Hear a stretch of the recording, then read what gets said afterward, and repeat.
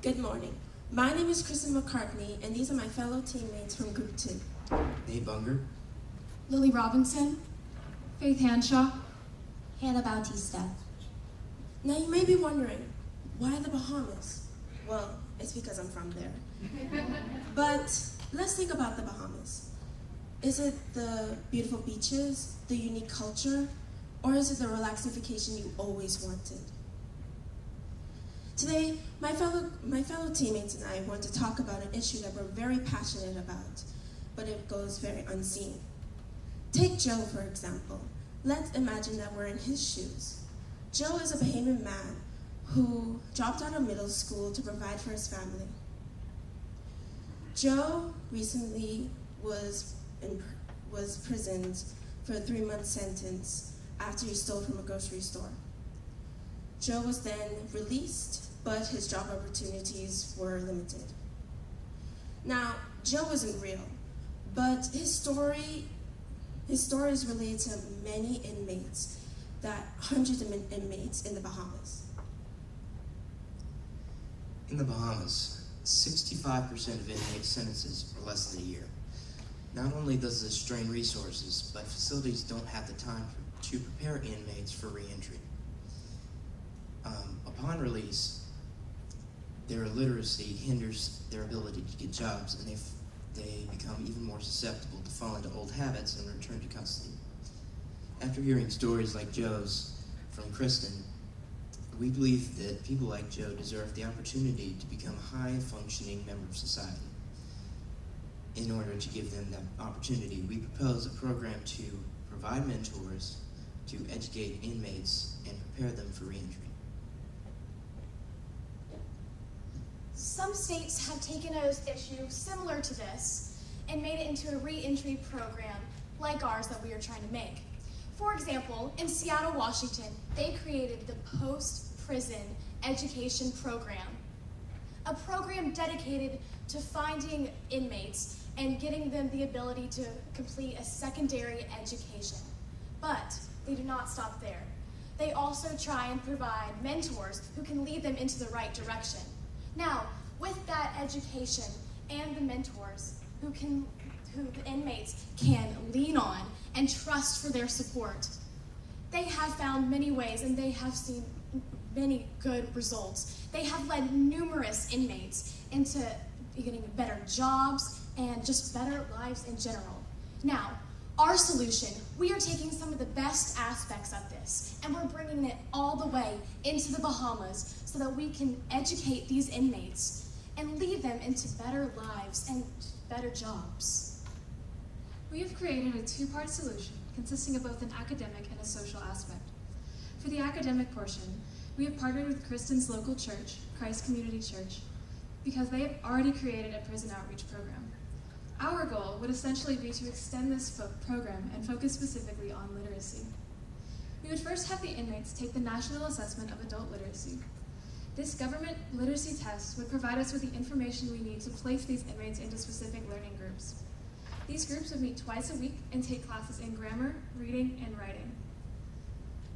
The materials for these classes would be provided by the community through local libraries as well as organized book drives. Volunteers from the community would also help to teach these classes as well as provide the foundation for the social aspect of our program.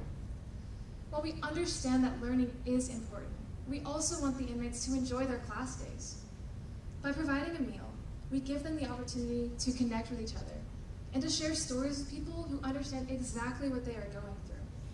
Not only that, they can connect with the volunteer teachers who can in turn help them to reconnect with the society that they have been isolated from since they were incarcerated. Now, having heard how our program will work out, I hope you can see just how well this will benefit the inmates who are newly released from prison.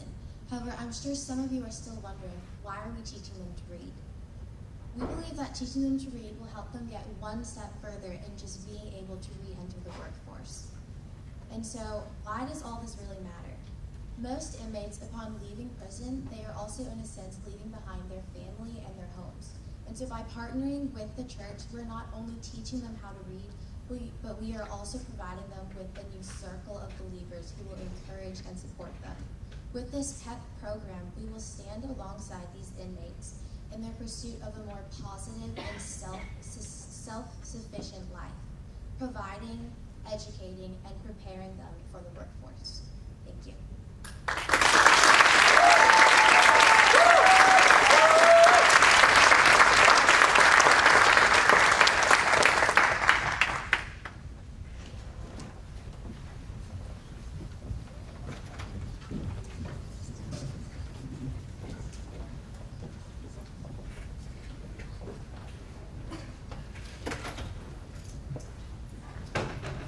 Great job. You did a fantastic opening hook. I'm really a sucker for good opening introductions, and I right away saw the connection. I guess as sort of a clarification program, I love the whole like big picture vision. What is your kind of like first step to launching a pilot or a test, or like what is your next step for actually executing? Can you clarify a little bit about that? So we've already contacted Krysten's local church, and depending on how much that they're willing to give us, which we actually haven't received yet, but that's something that we'll look into. But as of right now, something that we're planning on doing is that we're going to have classes, like about 2 classes a week, maybe more, to make a more community-based feeling between inmates. And we're just really trying to stress like a fellowship between the inmates and the volunteers. But as for what you were asking with like a test run, is that we were kind of just going to throw it in, kind of see what happens. We're going to give volunteer surveys at the end of classes to see what we can improve on and how we can slowly get better and just kind of progress our program as it goes. Are you guys teaching it? We will have volunteers, specifically teachers, but we can oversee it.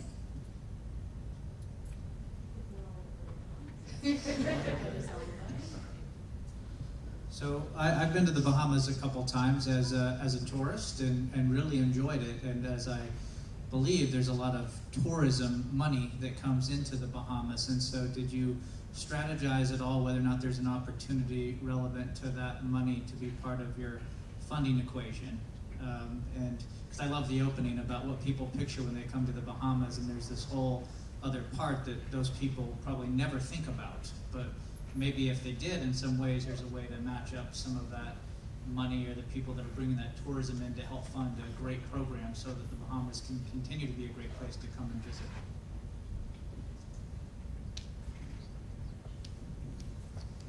Right, so what you're saying is that we're trying to like raise awareness for it? Yeah, so I think that's a really good point. The Bahamas is known for its tourism and stuff.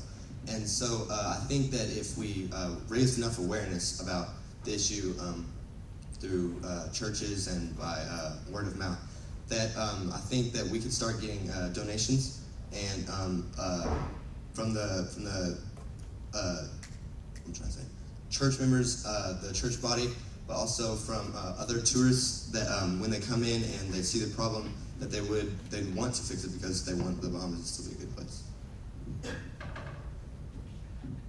Also, just to add on to that, Krysten has mentioned that there are can drives regularly scheduled at the church, and that would be a great place to publicize this program and just let people be aware of the issue.